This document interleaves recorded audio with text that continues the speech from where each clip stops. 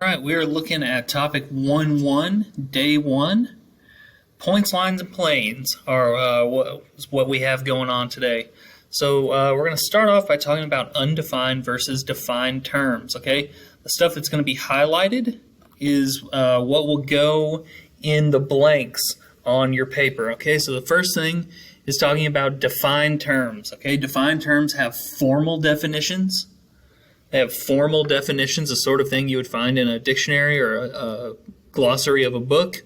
Okay, it uses previously defined terms. Okay, uses other things that are already defined to define something else. Okay, this is the sort of thing with formal definitions, the sort of thing that you would see as vocabulary words. Okay, so if you ever have a vocabulary quiz or something like that, this is the sort of thing that would usually pop up on that.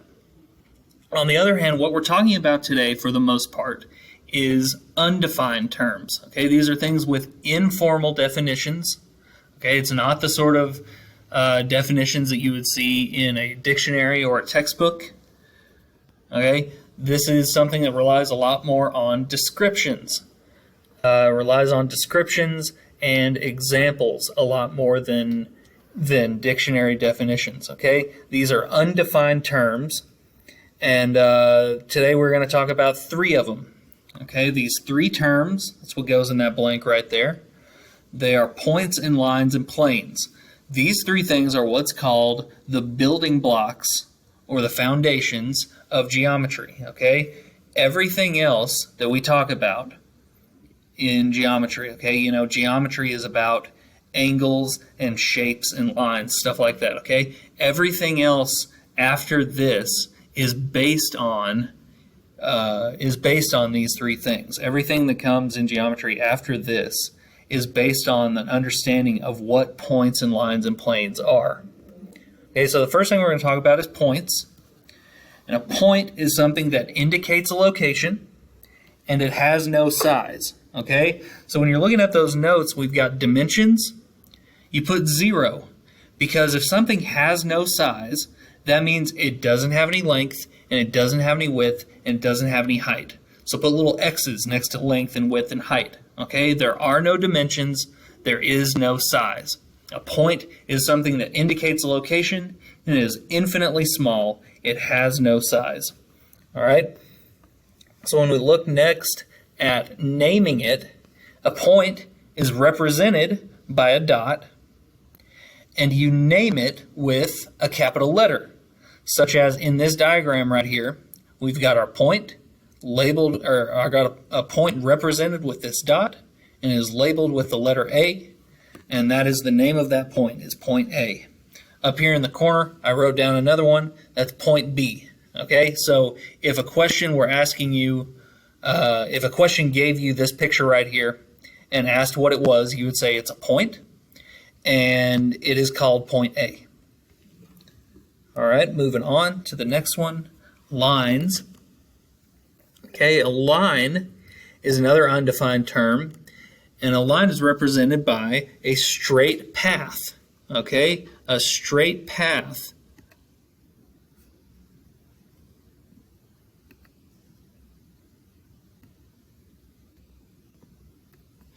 Straight path is what goes in that extends forever in 2 opposite directions. Okay, y'all have definitely seen lines before, and it looks about like this. Okay, so here's the deal. When I ask somebody how many points are on this line, somebody always says that this line has 2 points, because that's the only thing that's labeled, point A and point B. But that is not the case. Okay, a line contains infinitely many points. Okay, just because A and B are the only ones that are labeled doesn't mean they're the only ones there, because you have all this space in between A and B.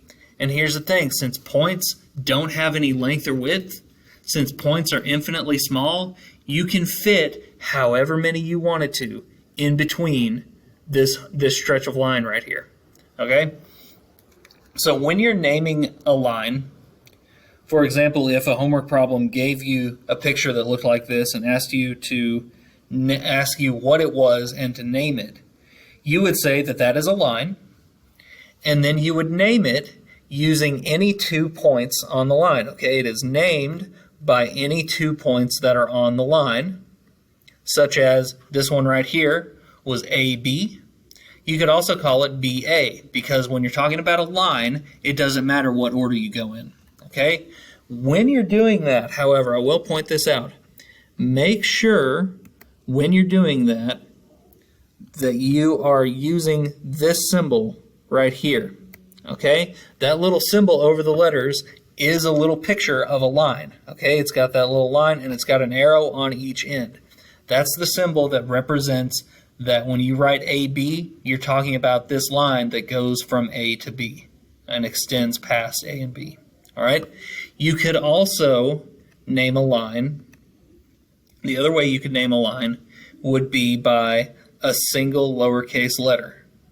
So in this picture right here, we have the line, we have the letter L over it. Okay? And that would also be the name of this line.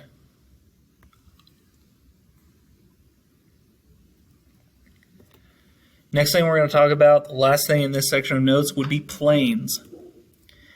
Planes are undefined terms. It's an undefined term that is represented by a flat surface. That's what's going to go in those blanks on the notes. Is a flat surface that extends on and on and on forever. Okay, so when we're talking about a plane, it's like a piece of paper. Okay, it's a flat surface that has a length and a width, but it is not any amount of thickness. Okay, so when you're writing the dimensions, there are 2 of them. It has length and it has width, but a plane does not have any height. Okay, it's only those 2 dimensions, length and width. Imagine a piece of paper that goes on and on and on forever. Okay, a flat surface that goes on and on and on forever. That's what a plane is. A plane can contain infinitely many lines. And that makes sense when you think about it. Okay, you've got a flat surface. You can draw a straight line going in literally any direction across that flat surface. Okay? So there's an infinite number of ways you could draw a line across across a flat surface. A picture of it usually looks something like this. It's some sort of like diamond or rhombus sort of shape, some sort of parallelogram like that. And usually it's got some points inside of it labeled, and sometimes it has a label just by itself. So when you're naming a plane, you can use just a capital letter by itself. In this case, we've got plane P up here, okay? But more often than that, and the way they're going to ask you to name it on the homework assignment, more often than that, it's going to ask you to pick out 3 points that are inside the plane, but not all on the same line, okay? So if you're naming a plane, you want 3 points that are all inside the plane, but they're not in line with each other.